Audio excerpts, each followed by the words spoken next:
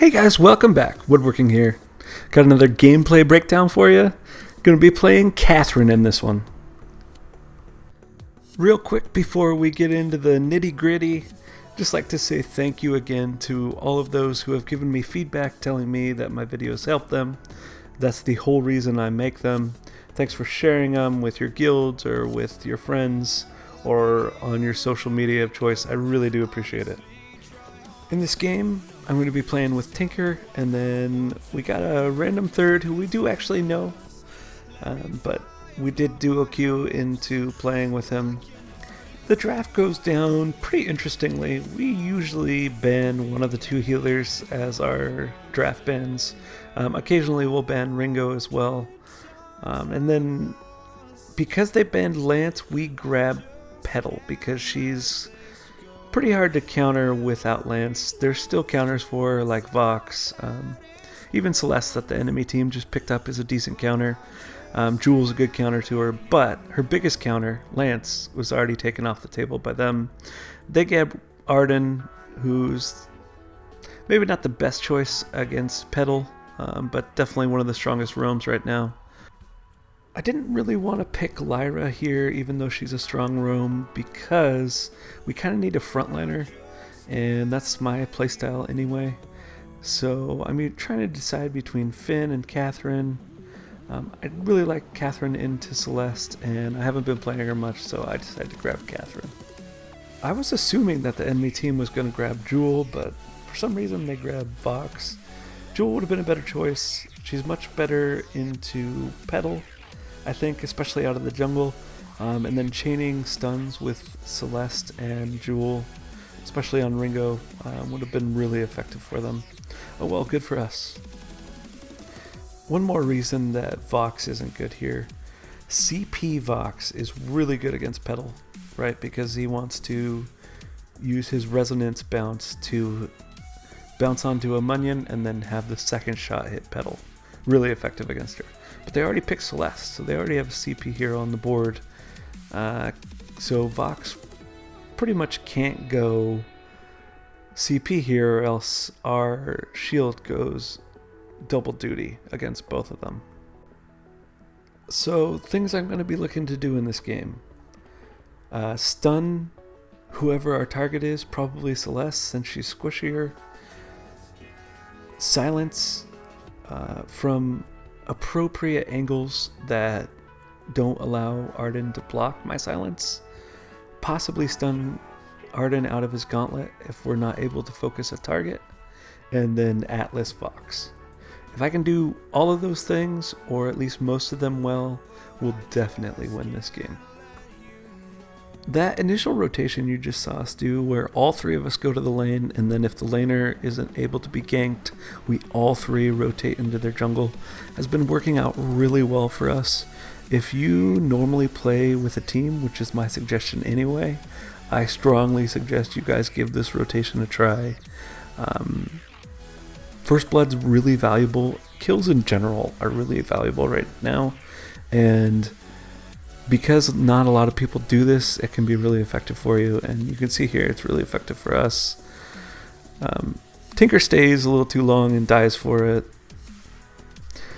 Oh well, we got First Blood at least. Celeste really wants me out of her jungle here, and I don't blame her. But as a Catherine early game, I'm trying to build stacks, so once I make sure Vox isn't rotating down, I figure I'm just gonna kind of harass her, especially because I just hit level 2 and I have my bubble now. I have a little more longevity against her burst damage, so I just kind of hang out, gonna see if I can steal some CS here and there. I almost kill her because she's so squishy early game, really the whole game. But as long as I don't die, I'm wasting her time, right? So she's already behind because we pushed into her jungle, and she's spent this whole time chasing me around while not farming. Meanwhile, Tinker just took his whole farm rotation. I really wanted to steal this Treant from Celeste, which I did. I was probably a little overzealous because I died for it, and I just gave Celeste 200 gold for my death. But I knew Tinker was coming, and I was trying to keep the pressure on Celeste because, as you can see, she has 0 CS at this point. And Tinker does kill her and gets out, so at the end of it all, I think it was worth it. I'm a really big advocate of the ends not justifying the means, especially in Vainglory, also true in life. But we'll call that a win because it worked out. If I could do it over, I probably would have waited for Tinker to get there before I went in and died. As suggested in previous videos, I'm building toward Fountain first. This pretty much never changes. A big thing I am doing different nowadays is I always get Iron Guard first. You just get so much sustain for you and your teammates out of it that I really like it. On Catherine, I don't always get the Hourglass first buy, but I really wanted to get my stacks up and be able to put a lot of stuns down early. That's why I did it. Usually I'll just go straight into Oakheart very first buy. For the next few minutes or so, I'm going to be looking to do one of two things. Either staying in lane, building up my stacks that I try to get a head start on early, or if Tinker's going to be invading jungle, I'm going to go with him to help him pressure Celeste, because I feel that Petal has a really big advantage on Celeste early game. We probably should have looked at the clock before we decided to do this invade, because you see Crystal Miner walks through right as we get to their backs. Tinker kites really well, and we're going to get out with our lives. But that could have gone way worse, so poor move by us there. One of the things you can do as a captain, especially now where the meta is that the captain stays in lane pretty much the whole time, is as your jungler moves to take a treant, rotate down a smidge and get the golden experience for that treant.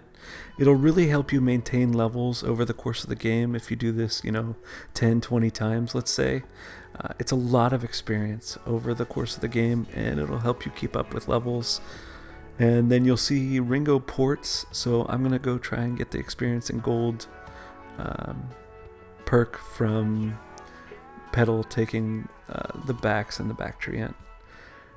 Most people would just stay in lane, especially at lower tiers. They're just going to stay in lane, but really good thing to throw in your game, knowing that if you go rotate, it'll get you to the end game faster. And especially as Catherine, the sooner I can get to level 12 and more stacks, the more effective I will be as a captain.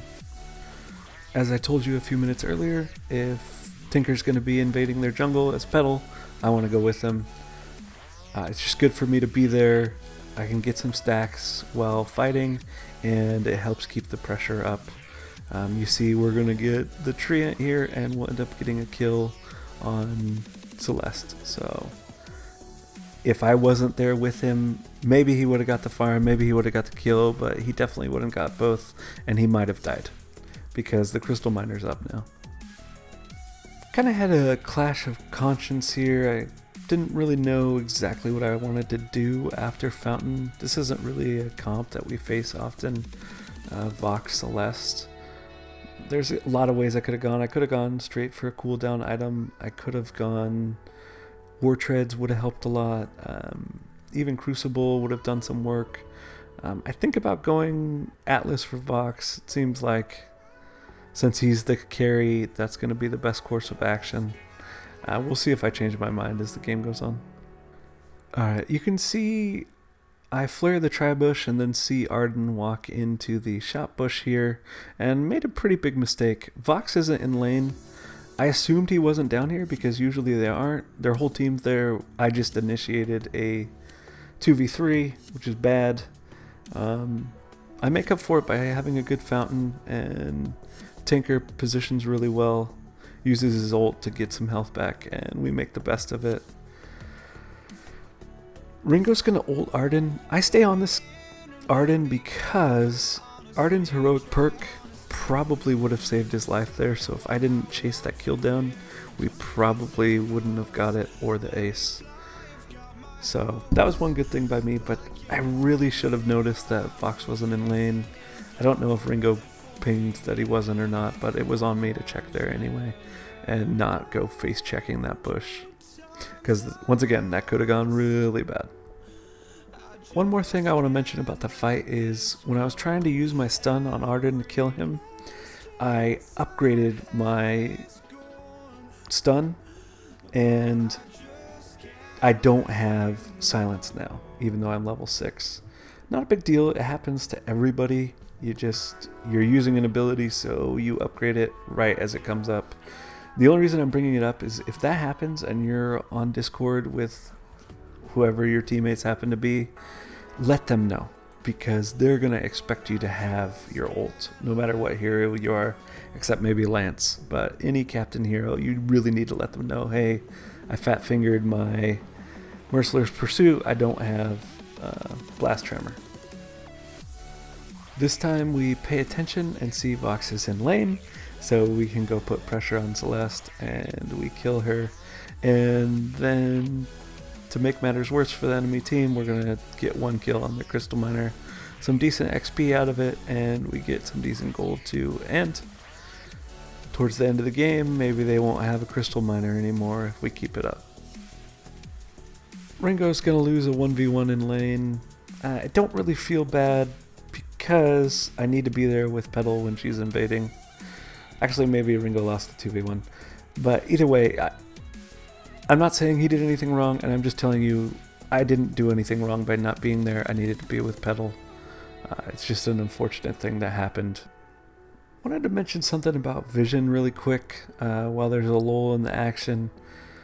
This patch, and 2.0 for that matter, I've had a lot of trouble buying mines. Because I get Iron Guard and I'm trying to build my other items, other than really early game and really late game, I don't feel like I have a lot of opportunities to buy mines. So one thing that I'm trying to work into my game, haven't been that successful lately, is when we get an ace, I'll sell the flares I have and buy mines. Something to keep in mind, vision's super important, flares aren't enough, you need to have flares and mines. We just put some really good pressure on the turret, but then we stay a little bit too long. Celeste just hit level 8, so she has a bunch of range on her A ability. I don't know why Tinker jumped over the wall there. Luckily it goes well for us. Ringo just goes ham on the 2 carries and we get him down. I'm just going to stand under this turret until Ringo decides to join me and kill Arden. It's worth me dying to get the ace. He probably should have come in earlier, but oh well. It was still the right move, and if I could play it over, I would still chase Arden down there. I finished my Atlas off, and you could see me in the shop, like, pondering what to do, because I don't really feel like War Treads and Crucible are going to really help us right now. So eventually I make the decision to go towards Aftershock, and the reason I do that is I'm landing a bunch of abilities, and Celeste is just dropping her A's on me fight after fight. Like, she doesn't realize that my bubble does damage, and she's still really squishy. Kind of an interesting fight here.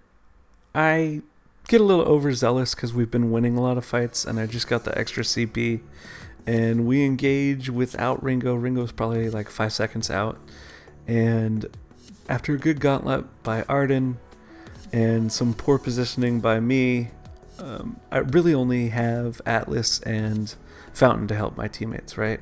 So I Atlas Vox at the beginning of that fight, but because the fight took so long to develop for my team, the Atlas didn't really do much. Ringo probably thought I was going to kill Vox there, so that's why he didn't kill Vox. He stayed on Celeste. Just kind of unfortunate.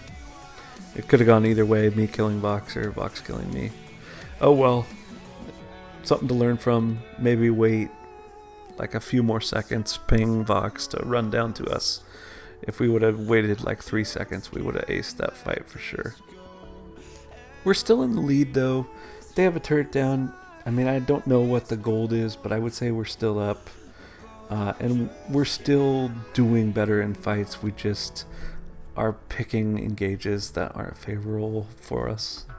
Because we have vision in their tri-bush, we're just going to start the gold mine.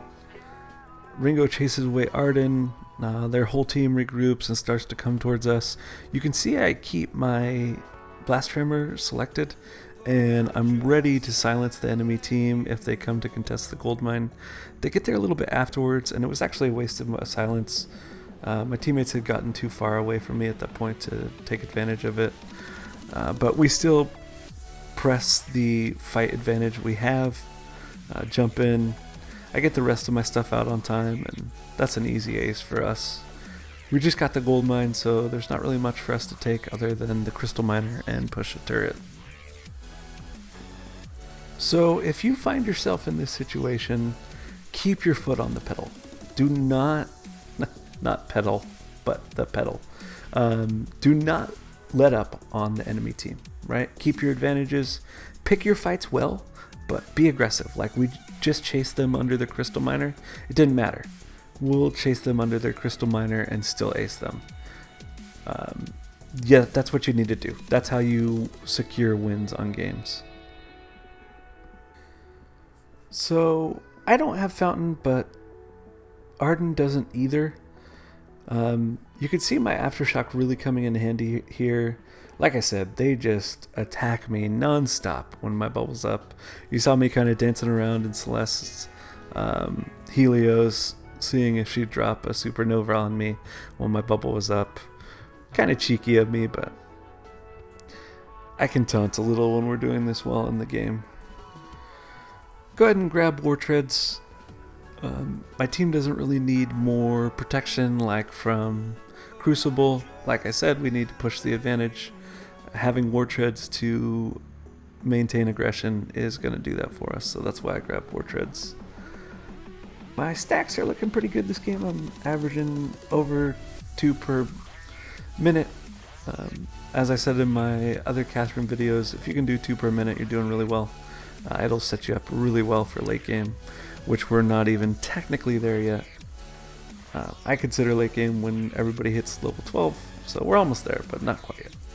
So after we clear these minions off of our turret, we're going to be looking for a fight. It doesn't matter if we have to chase them into their crystal miner, as long as the fight's something we feel that we can win, which is pretty much most fights. We're going to press our advantage. Here's that opportunity for us. Arden hasn't been blocking any of my silences, so I go ahead and drop it pretty early in the fight, which I wouldn't normally do. But there were a lot of PFX around me, and like I said, he hasn't been blocking anything, so I drop it. We do die to the crystal miner, Petal does, but we're going to chase down Celeste, get a nice little chain stun ult on her. She probably would have died to the ult anyway, but that just makes sure it will happen. We don't have minions forward with us, so instead of dancing around next to the turrets, we're just going to go start cracking. Pay attention to where Arden is. It's good to know how far away the enemy heroes are. He's actually going to get here in time, which we kind of knew. You'll see the flare from him, then I flare. Really close by him to almost steal this from us, which was the right move. I mean, his team's so behind, that's the only thing that could have saved him at this point. And he does actually get out, so really good plays by him to try and contest that Kraken. Doesn't really matter what I buy at this point, but we'll snatch up an Infusion and a Dragonheart. We'd have to throw really hard at this point to lose this game, so I'm just going to fast forward the rest of it. Not really much to say about it. Really good game, fun game. I don't play Catherine that much anymore. She's not as good as she used to be, so it was fun to play her and be effective. My teammates played very well, but you can see, even in a game where you're destroying the enemy team, there's always something to take from it. So record your games from now and again and watch them. See if there's not things like this that you can pick up from your own gameplay. Because I know I learn a lot from doing it for you guys, and I do it with videos that I don't turn into YouTube videos. For those of you that always ask how you can improve, this is one of those ways. Go ahead and take a look at final builds. Everything looks pretty normal. You may question why I've Ox went tension bow, because there's not really much defense on the other side. It's actually a pretty good last item because of how our engages were going. Makes him a lot more bursty. Everything else looks pretty standard. That's gonna do it for me today, guys. If you haven't checked out my YouTube channel before, please check out this previous video. And I'm also on Twitter, and I have a Patreon, so you can find those links in the description below. Thanks for watching, guys. I really do hope you learned something, and I'll see you on the Fold.